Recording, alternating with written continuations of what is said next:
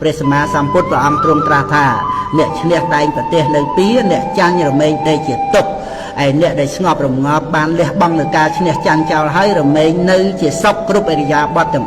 4កូនហើយបើអ្នកណាមកធ្វើឲ្យកូនខឹងក្រោធកូនអាចចោលបានក៏ចោលទៅឲ្យអភ័យបានក៏ឲ្យអភ័យទៅចិត្តកូននឹងបានសុបាយមិនខូចសុខភាពរបស់ចិត្តឡើយការគិតទៅពីរឿងសងសឹកត្រឹមតែដើម្បីឲ្យអស់គំនុំដើម្បីឲ្យសមចិត្តនោះពេលខ្លះអាចឲ្យសមចិត្តនិងសុបាយចិត្តបានខ្លះប៉ុន្តែបានត្រឹមតែមួយពេលមួយរយៈតែប៉ុណ្ណោះ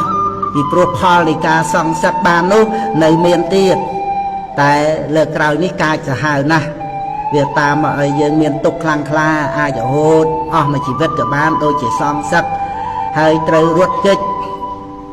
មិនអាចរស់នៅក្នុងកន្លែងដើមបានសងសឹកឲ្យខ្លួនឯងត្រូវទៅដេកក្នុងគុក10ឆ្នាំ20ឆ្នាំឬរហូតអស់មួយជីវិតដូច្នេះមិនប្រសើរឡើយហើយត្រូវជាប់បាបកម្មពីវេរេនឹងគ្នាទៅជាតិក្រោយទៀតការដែលនឹងពន្លត់ភ្លើងគំនុំបាននោះនៅត្រង់ការឲ្យអភ័យនិងនៅត្រង់ការមិនចងពៀមិនមែននៅត្រង់ការចងពៀនោះទេព្រោះពៀវេរាត្រូវស្ងប់ដោយការមិនចងពៀជាពិតប្រាកដ